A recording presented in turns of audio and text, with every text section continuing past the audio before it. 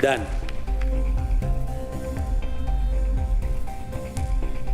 juara Stand Up Comedy Indonesia Season 7 Magical in 7 adalah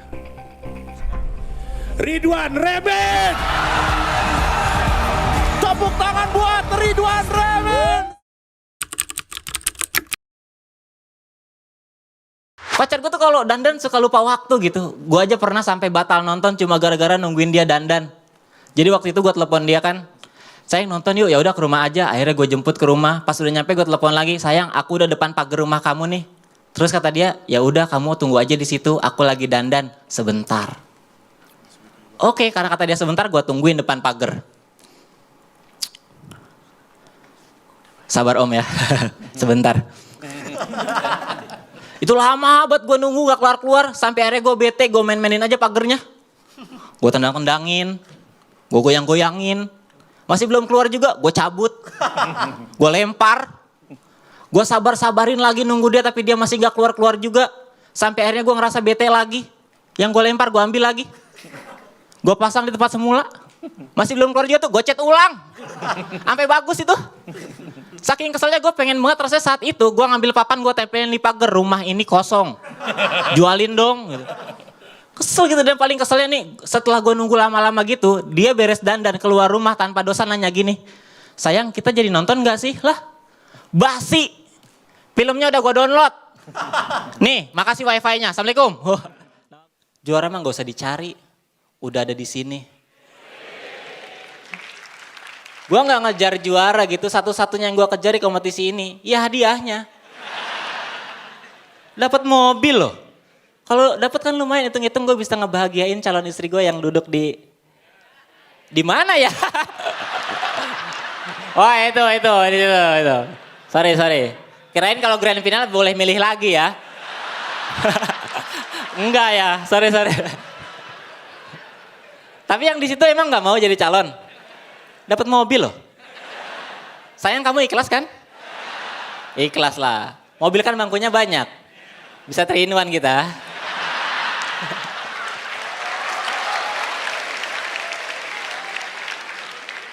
Gue kalau dapat motor mah ya biasa aja lah, udah punya. 3 tahun gue pacaran sama pacar gue, kemana-mana naik motor gitu, pacaran gak enak. Gak bisa ngapa-ngapain.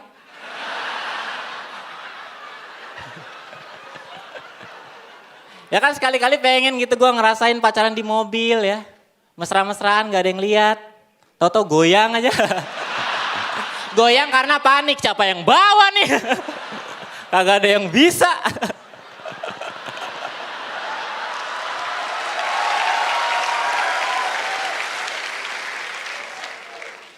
Gue gak terlalu ngejar juara karena Suci tuh unik. Lu mau juara 1, juara 2 lu punya peluang buat sukses gitu.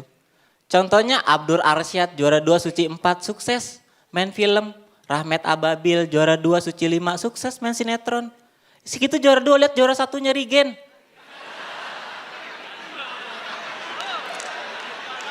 Lihat Rigen, main apa dia? Main remote, Rahmat lagi nih.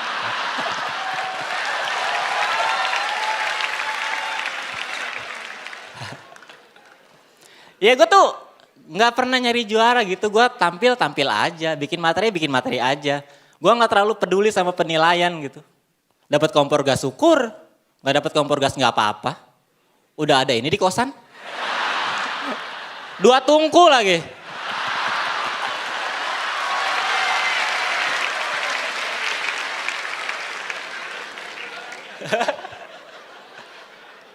Gue gak ngincar juara, bahkan gue gak nyiapin strategi macam-macam buat bertahan di kompetisi ini dari awal.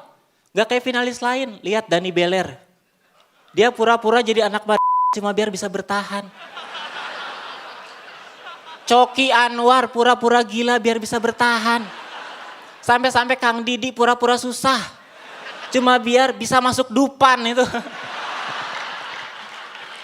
Semuanya pakai strategi tapi hasilnya apa? Mereka gak nyampe di grand final. Karena Kompas TV butuhnya komika yang jujur. Biar bisa jadi inspirasi Indonesia. Itu Kompas TV.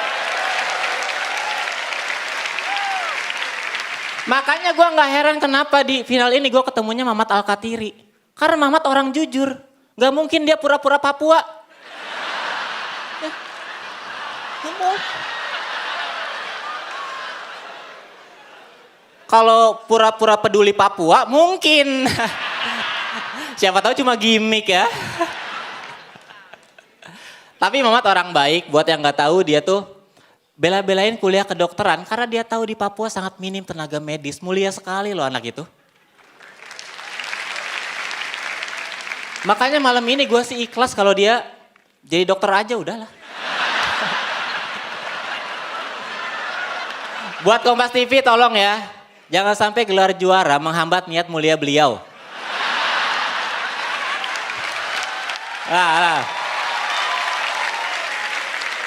Kalau Mamat juara terkenal sibuk tinggal di Jakarta, siapa yang ngurusin Papua? Regen, gak bisa.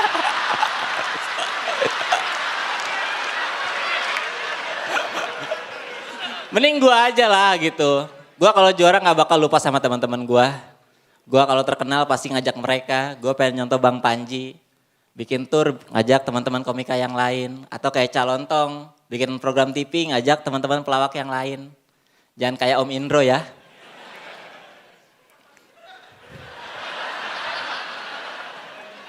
Kerja kok sendirian.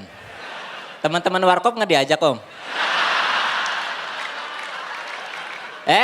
Apa Om Indro yang nggak diajak ya? Tapi jujur ya, gue tuh sirik sama Bedu karena dia punya anak yang lucu-lucu banget nih, ada fotonya. Oh ya, gokil. Ini anak kandung Bang?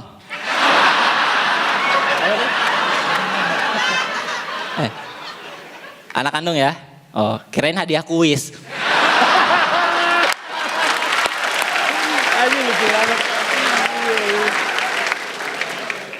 Tapi ya gue salut gitu sama Bedu, dia tuh artis yang ramah gitu, gak pernah sombong. Apalagi di sosial media ya. Karena gimana mau sombong. Follower Instagramnya cuma 14.000. Dia berkarya 20 tahun loh. Berarti selama setahun gak ngumpulin 1.000 amat itu.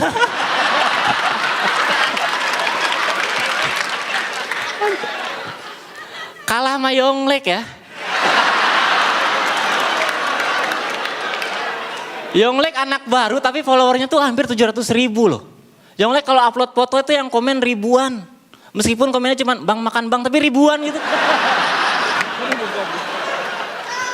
Bedu nih kalau upload foto di Instagram lu tahu yang komen berapa? Nih lihat nih yang komen. 3.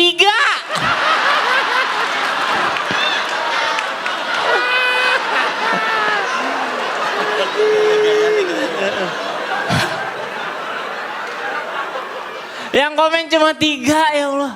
Jari aja 10 Bang.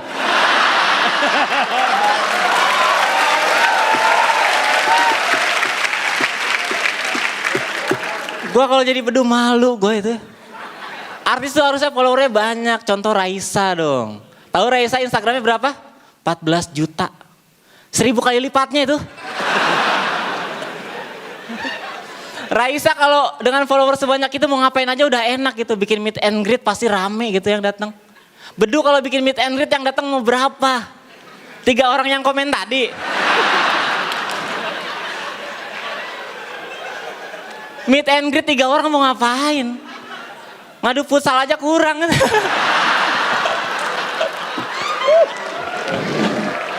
Raisa kalau di meet and greet bikin sesi foto bareng tuh pasti pesertanya pada antusias gitu. Begitu panitia bilang, teman-teman sekarang waktunya sesi foto bersama Raisa. Oh yang datang pasti, histeris gitu. Ada yang teriak, ada yang nangis, ada yang nyopet, ada yang ngejar.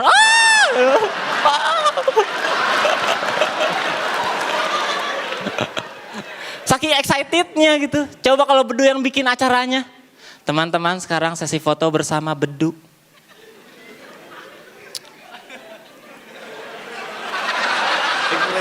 Sekali lagi teman-teman, ini foto bersama Bedu. Terus dari belakang ada yang teriak, gitu. Ditanya, mau foto bang? Enggak, copet yang tadi ketangkep nih. Sebagai anak kosan, gue tuh cuma bisa nikmatin kuliner pas awal bulan doang. Pas duit masih banyak, mau makan bisa kita pilih-pilih tempat gitu. Yang enak mana nih? Samperin Begitu akhir bulan, duit udah habis, mau makan pilih-pilih temen. Yang masak mana nih? Samperin ah gitu. Teman-teman gue juga gitu kalau awal bulan tuh gaya-gayaan datang ke warteg tuh pada petantang petenteng gitu. Pada jumawa gitu. Milih menu gak disebut, ditunjuk. Mau itu. Wah, ibu wartegnya ngerti. Ayam, ikan, laler nih. Paket komplit. Dan akhir bulan datang ke warteg tuh ngumpet-ngumpet gitu. Karena malu mau ngutang. Pas datang ditunjuk juga itu. Ibunya ngerti, piring sabun nih. Cuci dulu baru makan.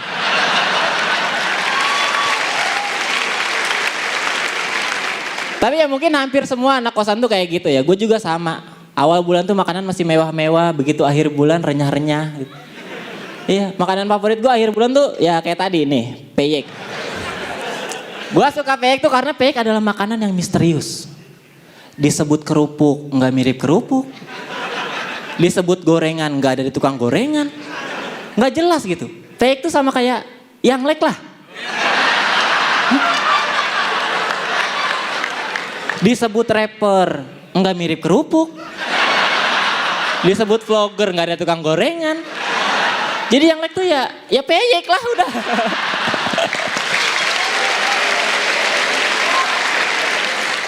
Tapi seperti yang kalian lihat badan gue tuh kurus gitu, nggak ada yang percaya gue suka makan. Makanya gue seterkenal apapun nggak akan ada produk makanan yang mau endorse gue, nggak akan. Karena percuma nggak akan laku juga gitu. Ngarepin orang beli produk makanan yang diiklanin sama gue itu sama aja kayak lu ngarepin orang beli produk sampo yang diiklanin pada Indro.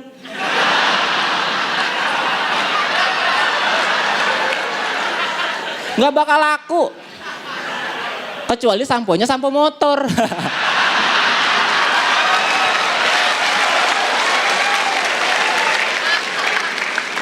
Kalau itu mungkin laku Pak De, motornya.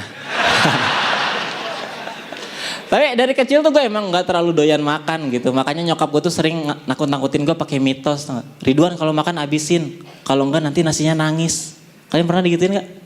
Gue sih jujur aja gak percaya sama mitos itu. Karena menurut gue itu tuh mitos aneh gitu. Dari semua makanan yang ada di dunia, ketika kita makan gak habis, kenapa cuma nasi yang nangis? Emang dia serapuh itu? Misalnya gue makan nasi sama tempe orek, dua-duanya gak gue habisin karena gue kenyang. Masa yang nangis cuma nasi? Tempe oreknya ngapain? Ngehibur nasi? Kalau emang iya pasti drama banget gitu. Di sebuah piring, ada nasi lagi nangis. Disamperin sama tempe orek, kamu kenapa? Aku udah dibayar, tapi gak diapa-apain.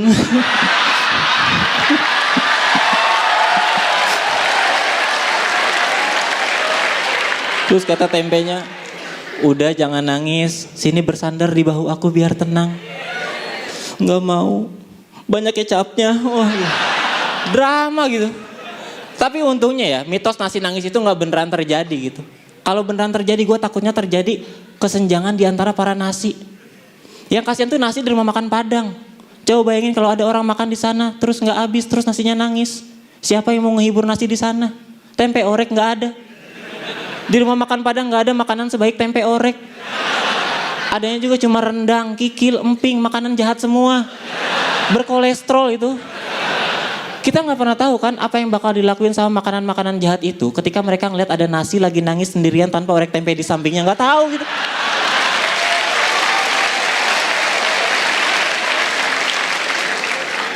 Mungkin bisa jadi gitu, bukannya dihibur malah diledekin. Ada nasi lagi nangis. Dari jauh rendangnya nyamperin. Ya elah. Gitu aja nangis. Dasar raskin. Terus dipanas-panasin sama Kikil. Udah bang jemur aja. Jadiin nasi aking. Dari belakang emping teriak-teriak. Oi. Kenapa lu? Bukain toplesnya oi, gue pengen ngeledekin. Gue tuh percaya keajaiban gue saat ini tuh berkat adanya proses gitu. Meskipun gue orang kampung tapi gue gak percaya namanya mistis. Kayak jimat, klinik, album rapnya Bang Panji bakal laku, gak percaya gue. Mistis bang, mistis. Beda sama orang-orang di kampung gua gitu. Mereka tuh kalau ngeliat sesuatu yang nggak tahu proses logikanya gimana, selalu dikaitin ke hal-hal mistis. Ada anak pulang main sakit, dibilangnya apa? Ah, dicolek setan ini mah. Padahal sakitnya cuma diare. Setan mana yang colekannya bikin mules coba. Kalau emang ada, ini bocah kenapa lemah amat sih? Masa baru dicolek udah mulus, gimana ditampol itu? Cepi ya.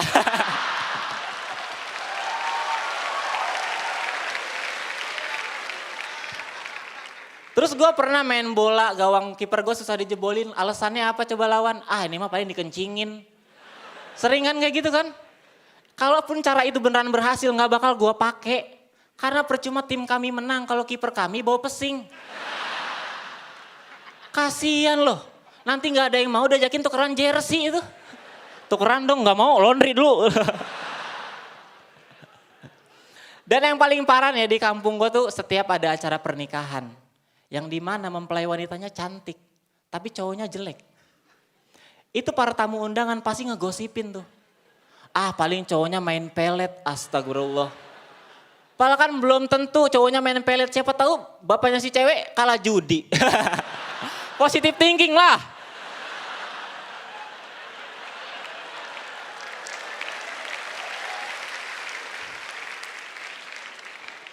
Orang di kampung gua tuh masih banyak yang percaya kalau sulapnya Limbat itu ada hubungannya sama ilmu goib coba.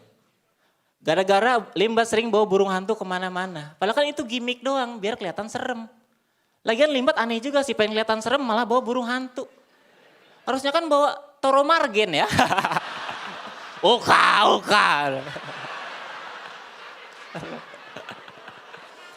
Atau ya bawa hantu beneran gitu. Cuma jangan yang ribet-ribet, jangan pocong berat. Yang kecil aja Casper.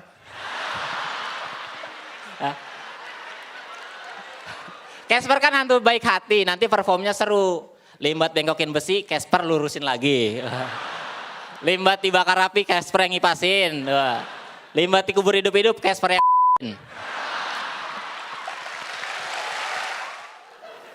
Tapi kan ya penyanyi semakin energik tuh semakin enak dilihat. Coba bayangin penyanyi zaman sekarang. Kayak si Al, tahu kan? Al Gojila. Tahu ya itu ya? Itu gue pernah nonton dia nyanyi langsung lemes banget gitu. Tembak tidak ya, tembak tidak ya. Kayak kurang imun tuh.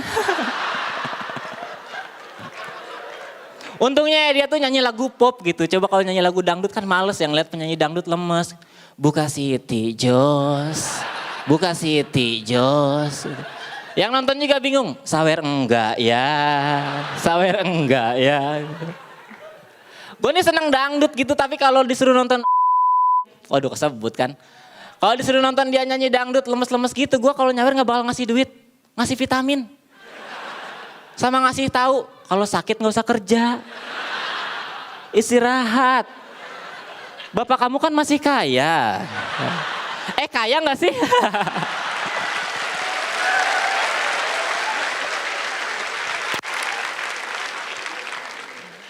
Tapi ya, kalau ngomongin musik gitu, di tengah-tengah kita tuh ada musisi tanah air. Tepuk tangan untuk Bapak Panji Pragiwaksono. Dong.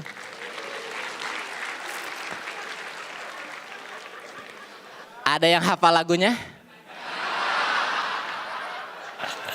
Tapi buat yang gak tahu, Panji ini selain stand up comedian dia juga nge-rap. Dan jejaknya diikutin sama stand up comedian lain. Kemal Falepi tahu?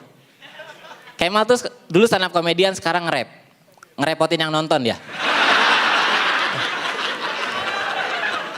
Jujur ya dulu gue kalau nonton Kemal stand up tuh gue diem.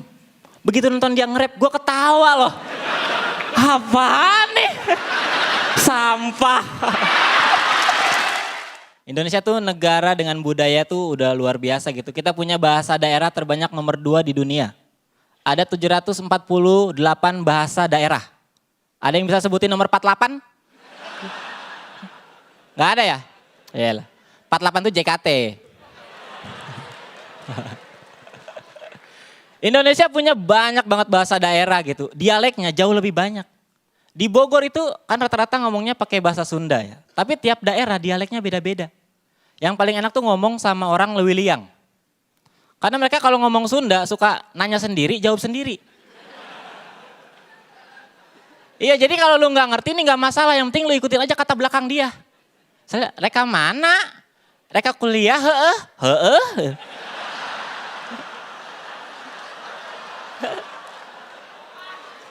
Geus sarapan encan? Encan. Mampir atuh? Ikutin aja gitu. Tinggal di Indonesia tuh enak, kalau lu tinggal di luar negeri belum tentu lu bisa seenaknya kayak di sini. Di Singapura itu sekali lu buang sampah sembarangan dendanya 5 juta. Buang sampah lagi, denda lagi. Itu kalau keseringan buang sampah di Singapura, banjir belum datang, udah miskin.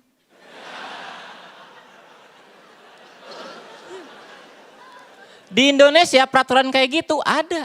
Tapi yang buang sampah sembarangan ada. Kenapa? Karena kalau banjir datang solusinya ada. Salahin pemerintah, selesai.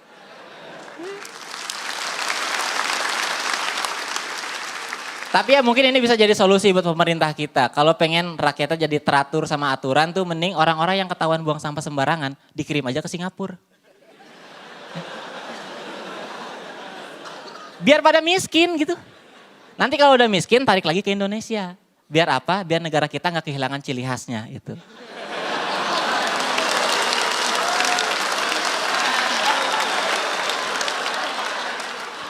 Gimana solusi gue? Biasa aja ya. Tapi ini yang gue seneng dari Indonesia tuh masyarakatnya ramah-ramah sama siapapun gitu. Bahkan sama orang yang bukan orang Indonesia kita ramah.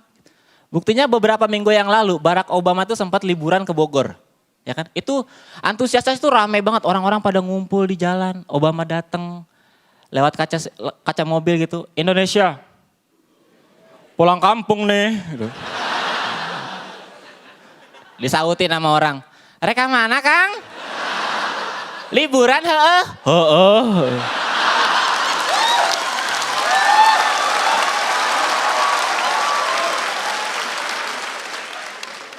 Baik loh, begitu sampai Istana Bogor dia disambut sama Presiden Jokowi dengan hangat juga. Obama datang, welcome to Indonesia.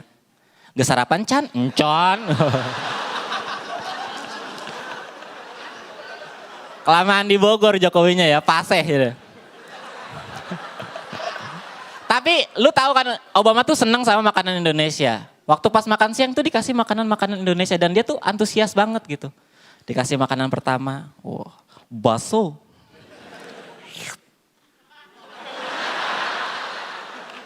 Enak ya. Oh, makanan kedua, sate.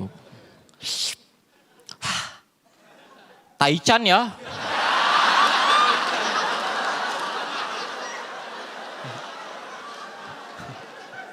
Makanan ketiga, wah, KFC. Sponsor ya. Terima kasih, gue Ridwan, selamat malam.